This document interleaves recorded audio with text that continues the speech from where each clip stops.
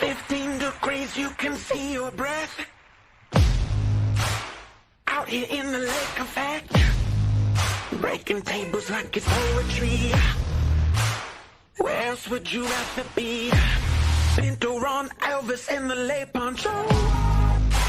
The members that you need to know. 'Cause once you out here now, your family.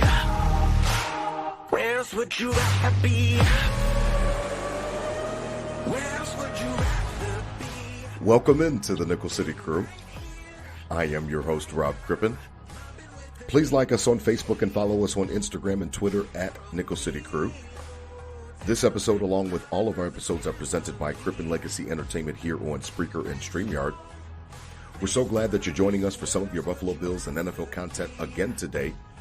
And as always, these are my Bills thoughts said out loud. It's a vibe so ridiculous. Since 12 plus 83 was 6. The shout rocking like a symphony.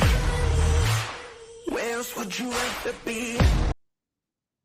All right, let's get straight to it. I'm really excited about tonight's episode. I was just talking to DT pre-show, and I'm just excited, man. Training camp is right around the corner, and before you know it, we'll be looking up, and the Bills will be cracking the pads at St. John Fisher. So I'm really excited about tonight's episode. There were a couple things that were just kind of crawling in my mind, DT, and I just had to get it out into the atmosphere, brother, because a couple things have just kind of been gnawing on me. I know we've had the Stephon Diggs drama, and then we had the episode that we dedicated to him, and then afterwards Sean McDermott kind of steps in it proverbially afterwards and says that he's very concerned, and then he walks it back the next day, and we dissected that, DT, as well. I got a couple things on my mind tonight, man. I've got to get it off my chest. Joining me as always, my co-host Adam Dump Truck Rupsick. Holla at the crew, DT. You follow him on Instagram at Adam Rupsick, RUPCZYK. Holla at the crew, DT. What's good? What's up, man? What's up, Nickel City? It's the days of summer. It's hot now. Dog days, yeah. And hopefully Josh Allen looks like he's having a hot boy summer. Camp's coming. Excited to be back. Yeah. Excited to be back, baby. Let's go. Oh, man, I'm so happy about it, man. This will be our last episode before training camp. Again, the Bills will break and start camp at the end of the month. I think the week of the 24th, rookies will report, and then the vets come in a couple days later. So we really can't wait for that to get started. Tonight's episode, as always, presented by 26 Shirts here on Buffalo FAMBase Podcast Network. Head on over to over to 26shirts.com for all the latest Buffalo themed shirts. Again, they all support a great cause. DT, we have a special guest tonight, and I'm really excited because I was talking again, shout out to Justice General over at Buffalo FAMBase. He's been trying to come up with an initiative to kind of get the community together a little bit more as we head into this next year, make sure that we're promoting each other's stuff. I heard a guy that's got a silky voice, kind of like mine, a little bit different, but it's definitely silky. And he just had some good points, man. And I really liked listening to him. Holla at the crew, our guest tonight, Ryan Thomas at Ryan Thomas Takes. What's good, Ryan? What's good, man? Holla at the crew, man. What's up? What's good, Rob? What's good, Adam? What's good, guys? I'm really excited to be on the show today with you guys. I really appreciate the invite. Of course, that intro, awesome intro. Oh yeah, the lead in to the episode fired me up, and I'm really looking forward to diving into some Buffalo Bills football discussion, of course, as always. Yeah, man. Thanks for hopping on. That's our guy, Richland. We got to have him back on before the season, and we've got an invite for him as well. He did the promo. We love him, man. We love it. He's one of our guys for sure. So I'm happy you guys are on tonight. I wanted to bat some stuff around. It was funny because DT, Ryan, I had called in the WGR, like, that I get the itch every now and then, and I called in a couple weeks ago, and me and Sal Capaccio got into it a little bit. Nothing, contentious or anything like that, but I was going to play the episode in the call, but it's not even worth it. We've got a lot to get into tonight. But listen, the main point was that, I came over my points of Sean McDermott, how he changes some of his stripes, DT, in the playoffs, and how he coaches sometimes not to lose the game as opposed to trying to win the game. And, Sal kind of said that I'm cherry picking and that he's gotten more aggressive. And, And one of the problems with the call is I forgot to say, and specifically actually talk about the fact that it was regular season I was speaking about. Well, Sal jumped all over that, and he had an opportunity to say that I was cherry picking. And I understand that Sal works for the Buffalo Bills. He works for WGR, that type of thing. So I'm not even mad about that type of thing. But the problem that I had with some of the rhetoric that's been going on regarding McDermott, fellas, is that, there's not necessarily a threshold. I put up a poll, Ryan, and you were a participant of that Twitter poll. Here's the question that I posed to everybody on Twitter. I said, what would the Bills need to do? How far do they need to go this year in order for it to be considered a success? I only gave 4 options, and it was really interesting because the actual responses to it was crazy to me. So what ending to the 2023 Bills season does McDermott need to reach for it to be a success in your opinion? We had a little bit under 1,000 votes. Overwhelmingly, DT, the choices were Super Bowl win, Super Bowl berth, AFC Championship game, and obviously wild card round. Now, wild card round came up the rear at 2%. Obviously, we've got higher standards than that, and even the most staunchest of McDermott supporters will at least give you that much. AFC Championship game came up after that at 14%. DT, you will be surprised, man. DT, 50% of the fan base, or 50% of the fan base that responded to this poll, obviously, said a Super Bowl berth. 34% right behind said a Super Bowl win, including Ryan Thomas. I think you said Super Bowl win, and I'm looking right at the Twitter. Yep. Talk to me about that take, man, because I was blown away that literally 84% of the people are saying that you've got to not only get to the Super Bowl, but some of them were saying you got to win the whole thing. It's crazy to me because it speaks to what DT and I have spoken about, and that's expectations have raised. This is not the same drought Bills anymore. This team has expectations. They've got the quarterback in place. It's time to win, man, and I think that the fan base is starting to realize that to a certain extent. Yeah, I agree with you, Rob, and it was a great poll because it showed kind of the dominant thought, I think, within the Bills Mafia that, this team, and it goes back, we got to go back to the beginning to kind of get to this point now. And the point going back to the beginning was that Sean McDermott and Brandon Beane have kind of created this culture, obviously, that we're in right now, where the expectations are so high. So I want to start off with that first and foremost, complimenting both of those guys, that what they've done over the last 6-7 years has made this culture a reality for Buffalo Bills fans. And for a long time that was not the case. I wondered for many years if we'd ever see an expectation quite like this one heading into a season, if ever.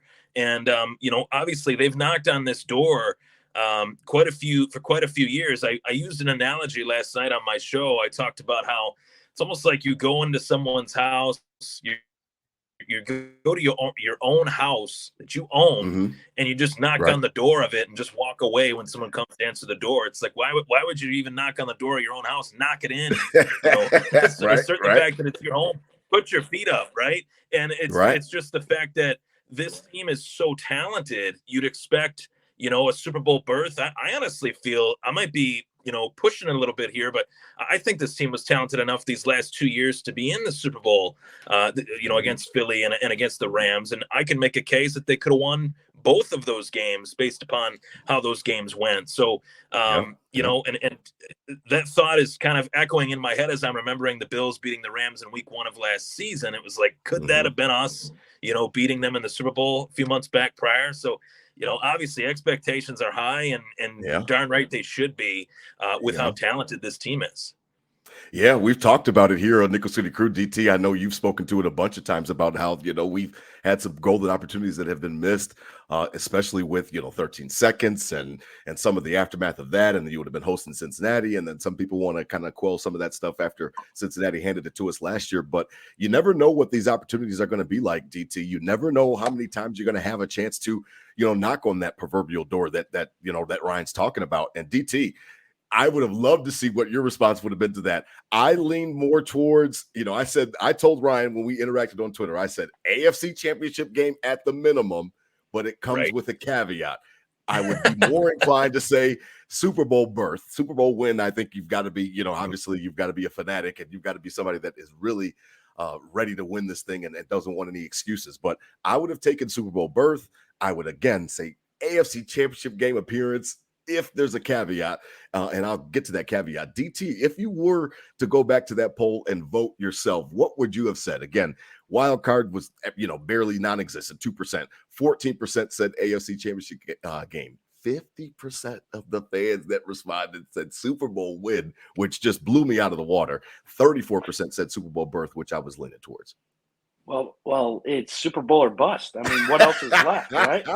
What else is left? I mean, we look at as coming out of the drought, we were okay as fans with kind of what we were the first couple of years of Josh and what this team has kind of come into, and then an AFC Championship game, probably weren't ready. 13 seconds, even bigger hit.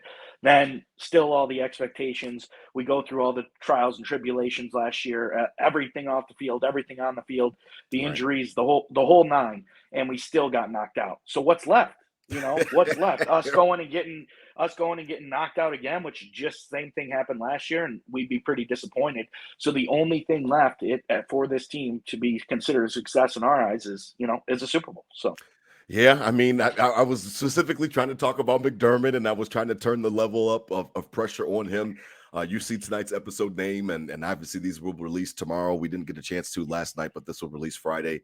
It's interesting because I just want to be able to say, fellas, at the end of the season that we lost, you know what I mean? Like that we lost straight up, like we just got beat, you know what I mean? Like the game was over, we played a team, they were better than us, and like we just got beat that day. I don't want it to be any type of wondering. I don't want it to be any type of, what the hell happened here and what kind of, 13 seconds. There's so much mystery around that game, and you have no idea what happened. And then the special teams coordinator gets fired, and it's just like it's so convoluted, and who was making the calls. And, we heard some stuff about possibly that it was McDermott that was making the calls at the end of the game. And then he snatched, play calling responsibilities away from Leslie Frazier himself. I just want to be able to go to a playoff game or watch a playoff game and at the end of it say, hey, man, we were not the better team that day. We lost. All this other extra bullshit, I'm just not with it. Like there's always something. There's always something. And I'm just not. And that's what I'm saying, Rob. We're running out of excuses. We're running out of excuses was my point, right? You weren't good enough. Now you are good enough. The heartbreaker, you had the heartbreaker. And, last year you just got beat, maybe because you blamed it on off-field, everything you dealt with all year. That's what you blamed it on. That's what Josh So we got no excuses left other than just straight up to get beat, like you said. Yeah, I mean, speak to it, Ryan, if you can for a second. I know you got to come off for a second, but listen, I want to be able to, at the end of the game to just say that we lost, that like we were not the better team that day. I don't want it to be, laid on the coach. I don't want it to be some type of 13-second, decisions and all these other mishaps. And should we have pooched it? And why are we backed off so far? I don't want it to be a sugar high Josh and we're up 16-0 against Houston. And what could have happened if, he was a little bit more reined in, a little bit more poised and stuff like that. Listen, there's a lot of stuff going on. AFC Championship game. We've got our coach kicking field goals to go down 9, to go down 12, to go down 15 against Patrick Mahomes and the high-flying Chiefs offense. And at the end of the game, he was like, oh, well, I kicked field goals because I wanted to give our guys some juice and some momentum. I see this guy totally zapping the energy of the team. He sometimes takes the energy away from his own team. That's been one of my biggest problems with McDermott. Ryan, if you can speak to it, because I'm a little bit worried, man. I want to be able to say we lost, not that the coach was the problem. I'm sick of that shit.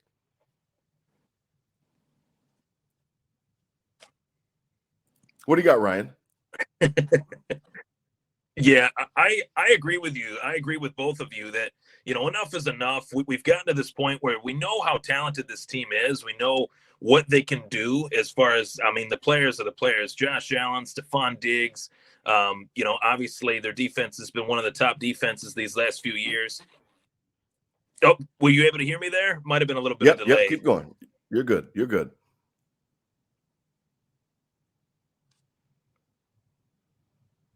You're good. You're good. Please. Can you guys hear me continue. Okay? Yeah, continue.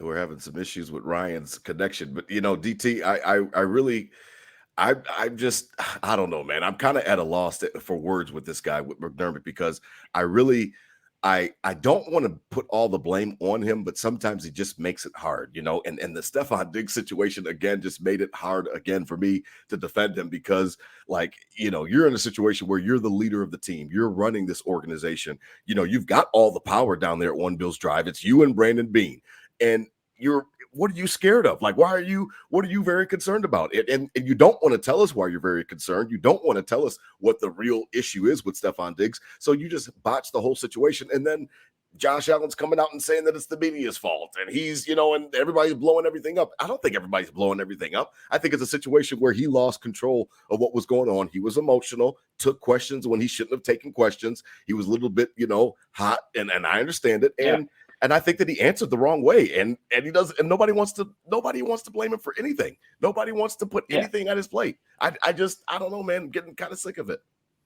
Yeah, I mean, we say it all the time. Doesn't go on trial enough, and a little criticism on 17 right there, like you said. He kind of in his press conference too kind of sparked some debate on it, and then a couple of weeks later he's like, "Oh, you blew it out of proportion." It's like, well, no, the Bills kind of blew it out of proportion, and then the media ran with it. So absolutely, with Coach McDermott not going on trial enough, and I've spoke on this before, I think, on the show of just being good enough, like you said, being good enough. So it's going to be you'll get into it. Ryan, you're back.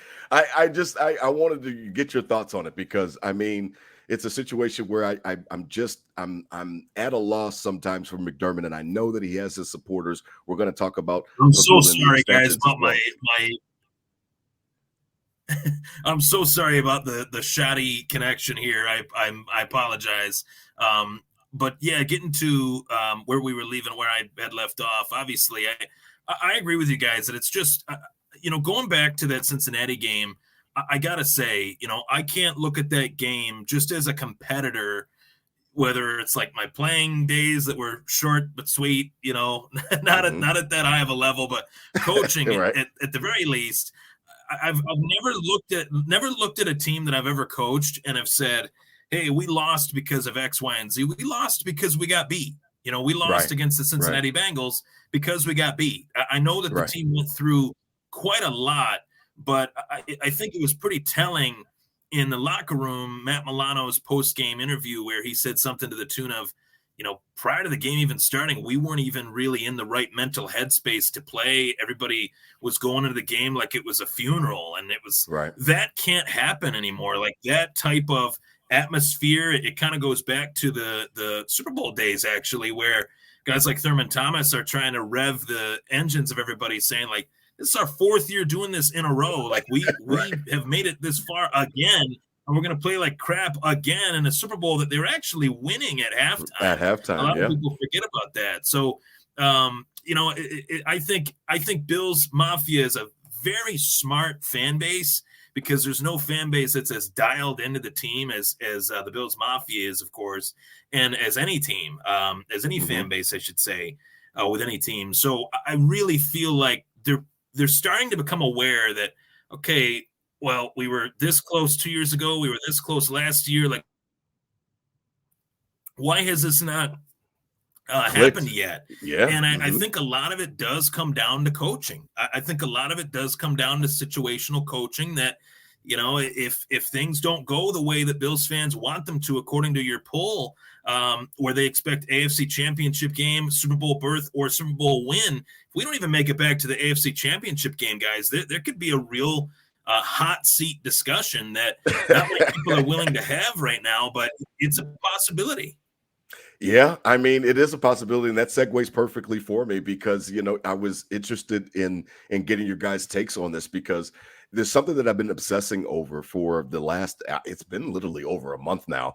You guys all know, Nickel City Crew, Bills Mafia knows I'm an avid WGR listener, and, Jeremy White had a nice little, start to one of his shows, and he was actually talking about the Sabres at the time, and Kevin Adams had a press conference, and it was talked about sustained success. And, and he mentioned it, I guess, a couple times in his press conference, and sustained success. He's not going to risk the future on, some of their prospects and some of their draft picks and things like that to try to just get into the playoffs or whatever the case may be. And even they have their own drought that they're dealing with. And it was interesting, DT, because I'm starting to wonder if from ownership on down, because those extensions came out at a weird time. I mean, right after the Stephon Diggs drama, all of a sudden Brandon Beane and Sean McDermott are giving extensions, and they had 2 years left on their deal anyway. It was going through 2025, so it was just very, very odd. I'm starting to wonder if we have a Pegula problem, not in respects to ownership, not because he's moving or anything like that. No. Do we have a problem with the owner being just okay, not being crappy? Is he just okay, not being shitty? Can we just keep this car out of the proverbial ditch, so to speak? And I'm wondering if that's a real thing, because it can be a real thing. There are owners that just want the team not to be a laughingstock. And obviously the Bills were one of the biggest laughingstocks. We were never bad enough to have the top draft pick, never, good enough to make it to the playoffs for 17 years. I'm starting to wonder if this comes down from ownership, because we can all talk about this till we're blue in the face, till I'm purple in the face. It doesn't matter until Pegula, until Terry and Kim understand that, good enough is not good enough. Until then, nothing really necessarily has to change other than our voices. That's the only thing that I can think of. We can swell up, DT. We can get louder. But other than that, the guys that cut the checks, as soon as this first instant of drama, they get extensions. And it was just weird timing, DT. Please touch on that, because that was weird. We haven't talked since those extensions came out. Yeah, that's a good point. And you can look at the Pegulas as, and I'm not saying this goes for every owner, because there's successful owners that do things differently, right?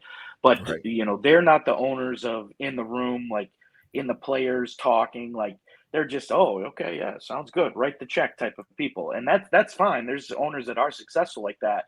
Right. But like you said, they run an entertainment business, Rob. And what do the people want? You're going to eventually have to give it to them, right? And I think they saw a little taste of, there was a little speckle of drama a month ago here, and it kind of all hell kind of broke loose for a few days. Like, yes, you said it, people were unhinged. They were shipping Stephon Diggs out of town, and calling him selfish. I think they like sitting up and kind of gliding, if you will, not going in the ditch, as we talked earlier.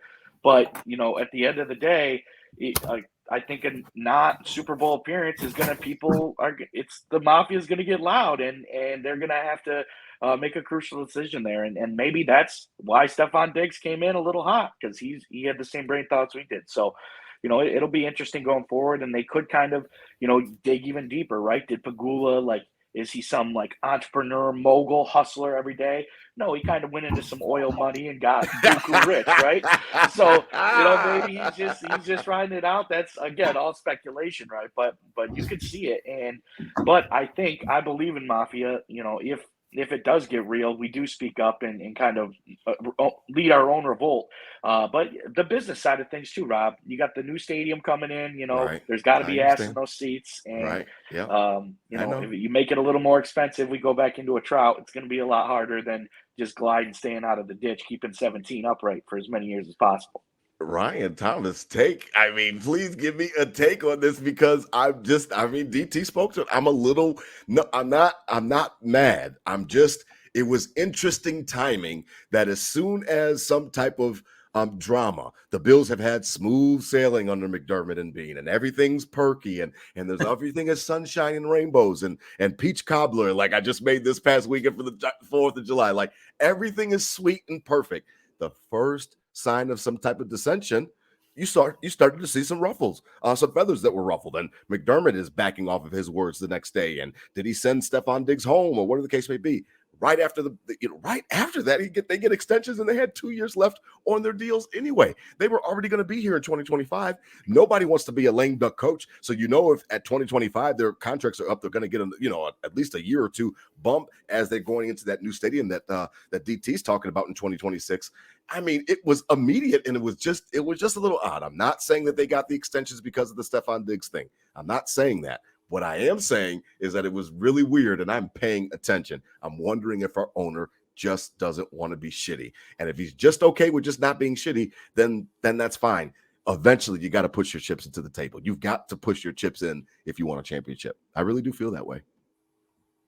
Yeah, to echo, the sentiments kind of, that a lot of Bills Mafia are saying right now, with the Pegulas, it's very tough to kind of forget the past with them. And I think it comes down to, I mean, I can just speak to just where I was in two separate occasions. Okay. Where the Buffalo Sabres were purchased by Terry Pegula in 2011. Okay. And Terry Pegula stepped up to the podium and what did he say that their only thing all that mattered? What's the only reason for existence? Only thing that matters. Only reason that they're in existence was to win the Stanley Cup. And the Buffalo Sabres have been, without doubt, the worst team in the National Hockey League for the last 12 years. They missed the playoffs every year in the last 12 years, of course. Yeah. And then he buys the Buffalo Bills and he saves the Bills and everybody's happy and everything. And my first thought actually was, oh, God, no. Like, yes, he was the only guy that could save the team, but he was also the guy that was putting the Sabres into the grinder into the basement of the National Hockey League when he was buying the Bills. But, obviously I'm really thankful that both teams are still in Buffalo and that I get the chance to talk about them for many, many years to come. And for the next generation, my future kids and grandkids, their generation, they'll get to experience the same joy that I did growing up in Western New York. And, realistically, I do think they originally bought the teams thinking that they knew how to run a sports franchise like a business. And they realized that sports business and business is two very different things. So they started to put better people in sports involved that made better decisions, people that were groomed for the job like Brandon Beane and Sean McDermott. And especially, Kevin Adams, a former player, now GM of the Buffalo Sabres, and Donnie Granato, one of the best developmental coaches in the USA hockey program. He's the head coach of the Sabres now. So, it's been a bit of a road these last 15 years with the Pegulas kind of running the show here almost. But I do think that we're ahead. We're full steam ahead with the success that the Bills have had, obviously. But I think the Sabres are due for some success as well. Yeah, I mean, I think that they're due. My concern, the way that Jeremy had laid it out for that topic to start his show was kind of like it caught his ear that they kept mentioning sustained success. And then because he kept mentioning it, he was wondering if that can kind of come into complacency. And that's my main thing, is that I don't want them to be complacent. So even if the Sabres go ahead and break their drought, I would still like for them to go out and get the, whatever they need. I'm not as plugged in on the Sabres as I am the Bills. I know they need a goalie, I guess, and they've got a couple defensemen they just picked up, so maybe that will help out on the blue line. But I want them to continue to push in the chips to the table. It's not enough for me just to break the drought. And what DT and I have kind of talked about a couple episodes ago with our It's Time to Grow Up episode was that it's okay that expectations have been raised. It is okay, Bills Mafia, to be okay with the fact that you want your team to be successful. This is not the drought Bills anymore. And DT, it was almost like when I saw those extensions, it was almost like, you know what? Shut up. That's my coach. He's not Rex Ryan. And what do I always say, DT? He doesn't eat dog biscuits, and he's not running a frat house, and he's not wearing a Clemson helmet, to the press conferences. Like, shut up. That's my coach. And you know what? Here's a 2-year, here's 2 more years on top of his extension. Now they're here until 2027. They're going to be here when the new stadium opens. Like, everybody shut up. Because sometimes I'm wondering if he's kind of laid back and he's looking at it like a business. Entertainment is totally different than oil, DT, like you just talked about. So that's the only thing. I love Pegula. As Ryan said, I'm very grateful. You already know I've got my Kings. We went to our first game this year, the regular season game, and they had a great time. You were right there with us, DT. I'm worried that sometimes the owner makes it seem like he just wants everybody to shut up and just be happy that the Bills are good. And I am happy that they're good. Now what? You understand? I don't know if that makes sense or not, but it's like, and now what? And on Twitter, I just get met with, shut up. Do you want to go back to the drought? And we already know that is a defense mechanism. Sure. That's a good point. But I think, like you said, eventually the entertainment business only survives if there's customers, and the customers got to get what they want to be entertained. And pushing the chips in is the only way, Rob. Like you said, eventually nobody's really calling for Sean McDermott's job today. Nobody is. Like, we've been the most critical of him and definitely have not even got close to calling for his job. Right.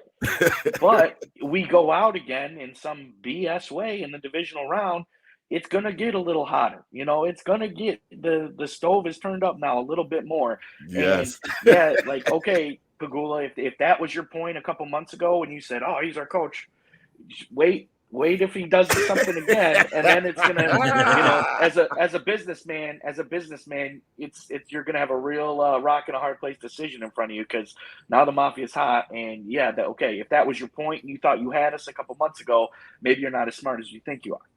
Yeah, I mean, we all know that, coaches' contracts and stuff like that are not like, the players. There's no salary cap, and, they paid Rex Ryan after they hired, Sean McDermott. So I understand how that all works, but I definitely think that it was a little bit of posturing, fellas. I thought it was on purpose, is what I'm trying to say. I thought that there was intent behind it, Ryan. You agree that there was, it wasn't just random. The timing was no coincidence. It was, hey, these are the guys that have gotten us here. Shut your mouths, trust the process, right? And we'll prove it again, And I think both Beane and McDermott are saying that collectively. It's okay. They do have a point, They do have a point that they took an irrelevant. I hate to say it because they're the team I've rooted for. I know my life, but they took an irrelevant franchise and they made them into a contender. I mean, the Bills have been one that we can all agree on is that they've been a contender. It's just they're not the contender that we want them to be. We want to be a Super Bowl contender, not a playoff contender. There's a big difference. But at the very least, we weren't a playoff team for almost 20 years. We went from being not a playoff team for almost 20 years to a playoff contender every year for the last 5-6 years. And it's a complete 180 from what they were. Now they're respected and they're being talked about, and the national media and things like that. I don't think they're as respected as they should be, but that's another story for another day. But I do believe that they do have a point that trust the process, though we're not finished yet.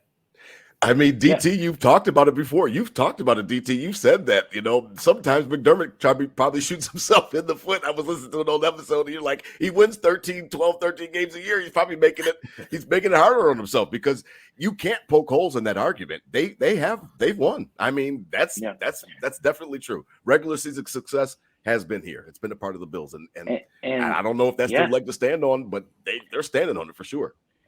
And I hope Beane, McDermott, and Pagulas know this, and I hope it motivates them. Like, they have an opportunity right now where probably Bills fandom with social media, and it's cool to be a Bills fan. Like, it is the most hype it has ever been, even probably through the Super Bowls. Way more eyes are on the Mafia, and it's cool to be in the Mafia. And it's like way more aggressiveness towards, mainstream. this Beane fandom. So these Beane, McDermott, Pagulas have a chance to be like the greatest ever if they just bring that ring to us, Statues everywhere. Like, all this BS goes away. They can lose out after that. They get us one. They have a chance to become absolutely legendary. Or the other side of that coin is, mediocre could never get us to the big one, was okay with being okay.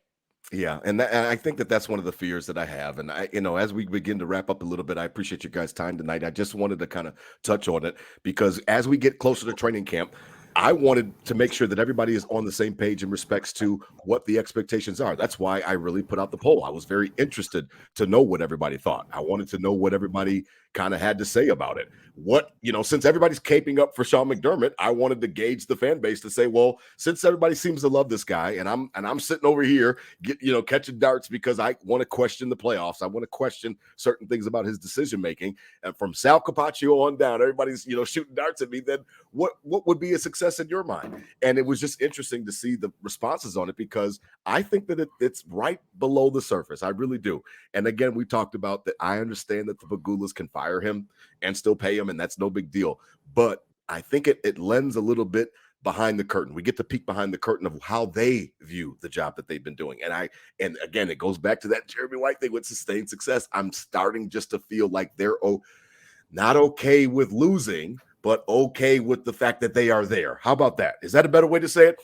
They want to win. They want to come to the playoffs, and they want to win those games, but they leave that Cincinnati game, and I'm walking to my car and I'm cussing and I'm cursing out everybody, and everybody's mad. They're more like, man, that was a great season. We went through a lot, that type of thing. You know what I mean? We're just so proud of these guys. AFC Championship game. Our coach is kicking field goals.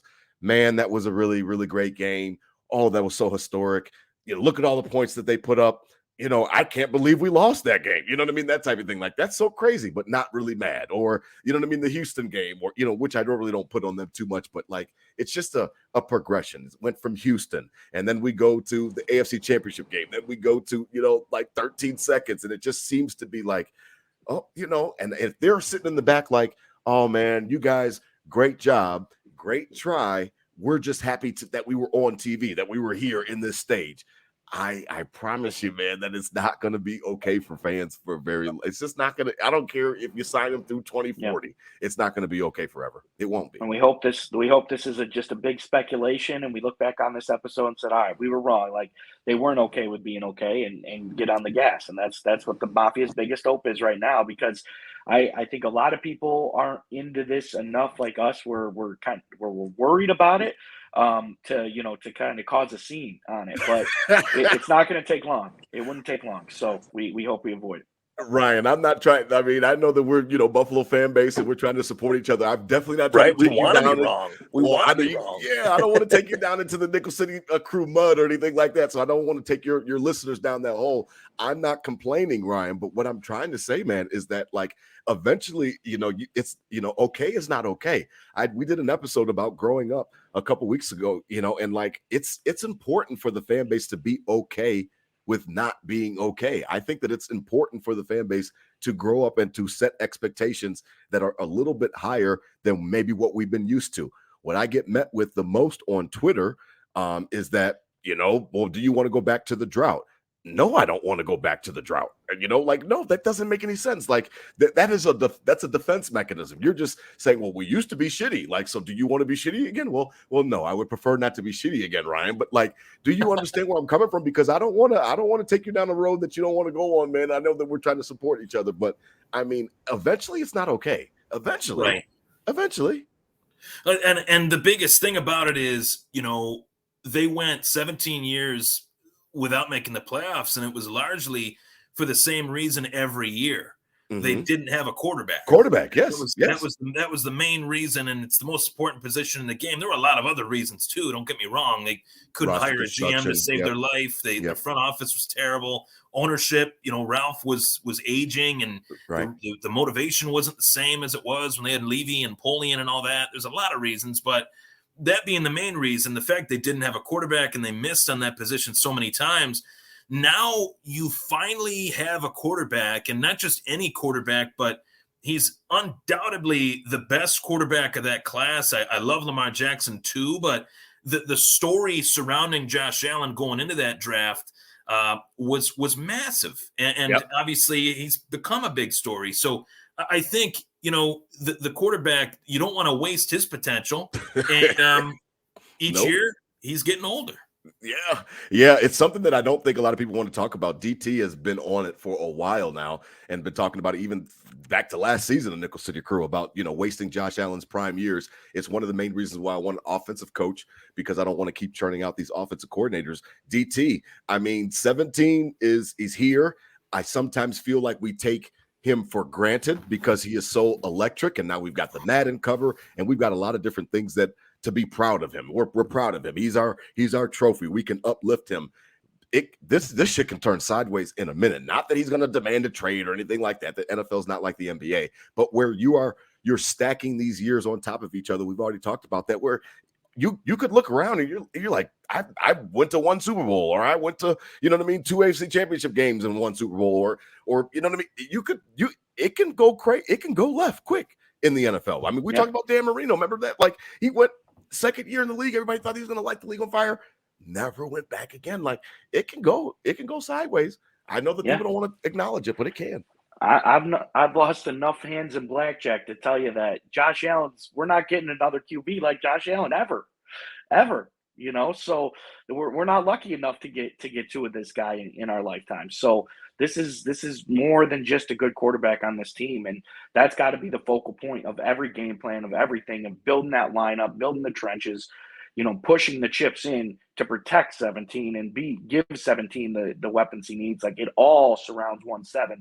Everyone knows that, but sometimes as ownership and coach trust the process. This is how we do it. Like, sometimes you gotta drop that shit and get 17 what he needs.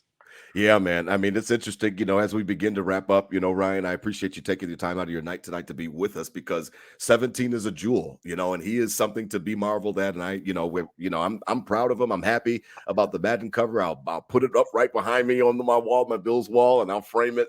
And it's all good, man. I just don't want the end of his career to come around and we're like, we could have done more with him than we did. To this point, we've got an AFC Championship game appearance and a bunch of playoff losses that don't sit very well with us. And I'm just wondering if there's anything that we could do different about it. And it kind of leads me back to the Pagula point because he's the guy that writes the check. So if he doesn't care that he's got a defensive coach, then who the hell am I? I mean, I'm Rob Crippen in Charlotte, North Carolina. I run a small podcast. He doesn't give a shit about me. So I'm just wondering who could be in his ear, who is going to light that fire, because eventually there's got to be a fire lit where they're looking at it like, wow, a generational quarterback, and we've got one AFC Championship game appearance. We've got no Super Bowl appearances. Eventually, somebody in his circle has got to, speak up or say something, right? I mean, maybe that's just wishful thinking. Is that wishful thinking, DT? Is that wishful thinking, Ryan? I mean, what is that? Eventually, like, do we have to scream loud enough to get somebody to hear us? Ryan, what you got for me, man? So I think right now more than any other year, whether it's the pressure being on McDermott or Beane, you could even say that more than any other year, there's never been more pressure or more anticipation heading into any Buffalo Bills season than this one. And you'd think that maybe it'd be the year after 13 seconds, but I think it's the year after they fell apart essentially or didn't even show up against the Cincinnati Bengals. And I hate to put it that way, but they didn't, and they know that. So how do they bounce back from that? What do they do this next season that is going to be different from how they, bounce back from 13 seconds? They did bounce back from 13 seconds, and I don't want to take anything away from the season that they had last year. They won 13 games. They lost a couple by a combined 8 points. They had a great season last year with everything that they endured, but that's lip service. We want results. As we talked about earlier, we want a Super Bowl. And the way that we get back at doing that is by understanding just how great of a team we are without putting pressure on ourselves. I think a lot of it is an internal combustion. They understand just as well as the fans do how talented that they are and that the results haven't been seen yet, which adds more pressure. Where I look at this season, this division's theirs to win. This is theirs. This division is still theirs. There's still the rulers, the beast of the East. They should easily win this division. I don't think either team, the Patriots, the Dolphins, got any better towards that. And we know the hierarchy of the AFC. We know the Bengals are good. We know the Chiefs are going to be good, but we know that we're going to be good too. And we need to have that swagger that those teams in the past had, and what allowed them to go back to the Super Bowl again and again and again, despite losing, was due to the swagger that they had, and they knew that they could get back. The Bills have to have that same attitude this time around this year.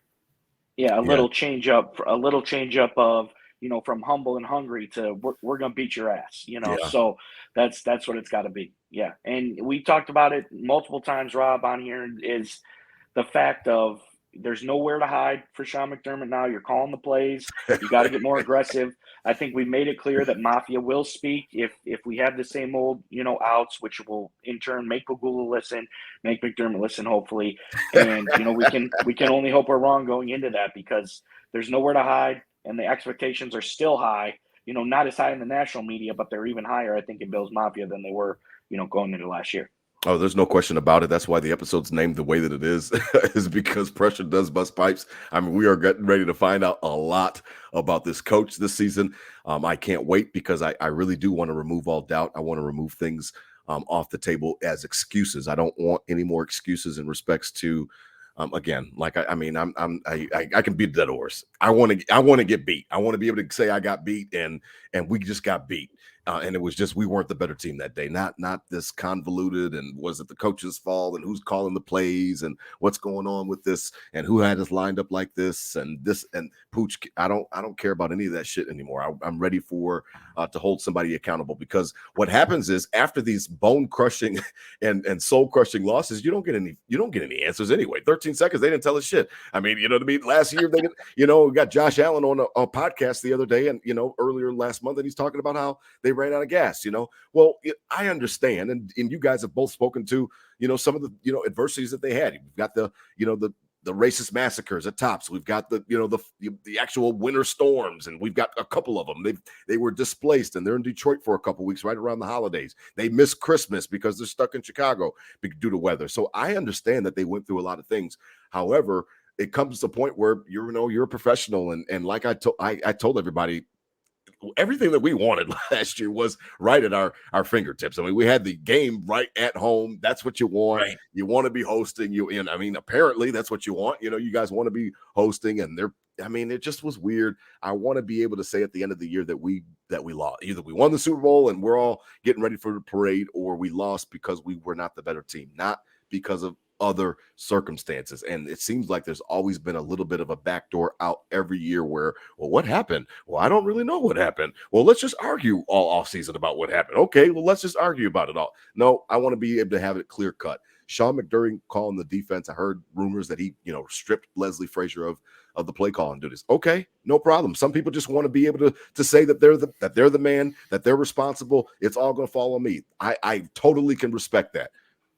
Now we'll see. Now we're getting ready to see. It's going to be nowhere for him to hide. So I'm really excited to see how it all unfolds and what happens, because this has been an offseason that has been rather frustrating, because I am not calling for this guy's job. DT has not called for this guy's job, but you just get hit with all of the McDermott supporters who want to tell you to go back to the drought, and I'm not accepting that as I'm not accepting that as an argument. You'll have to come up with something better, please. So I'll be watching this guy, and I know that you guys will as well. It's interesting, that Pagula thing. Maybe we'll have to dig into that a little bit more, DT, because I don't know, man. That Jeremy White messed me up with that state success. And I was like sitting back one day, and I'm like, wait a minute. Does the owner just want to keep the car out of the ditch? And that's a human feeling, and I understand. I could, only imagine owning a professional franchise, so I get it. I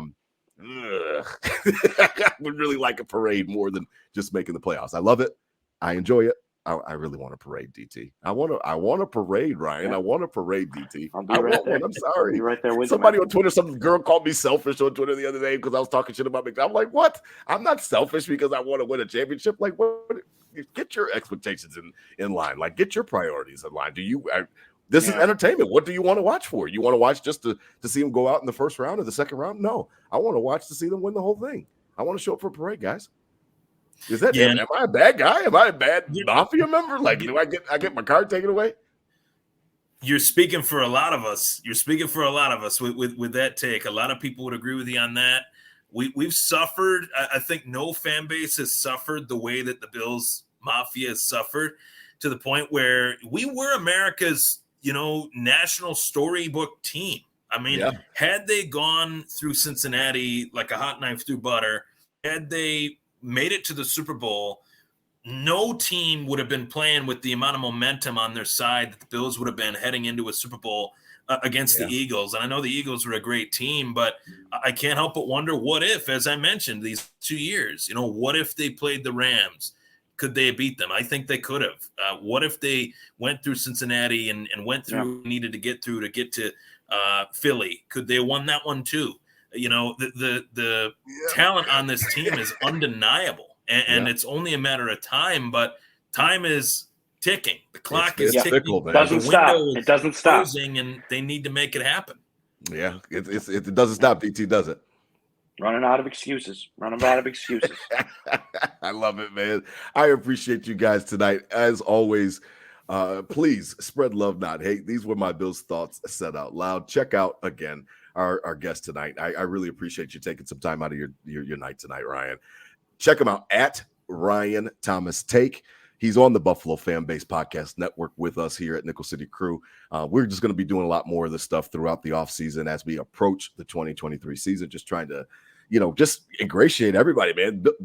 Buffalo FAMBase is a great network. I love a lot of the content creators. I think that you guys are ultra talented, and Ryan kind of stuck out to me. So I appreciate you taking some time out of your night tonight, man, to be with us, man. Yeah, it was a pleasure.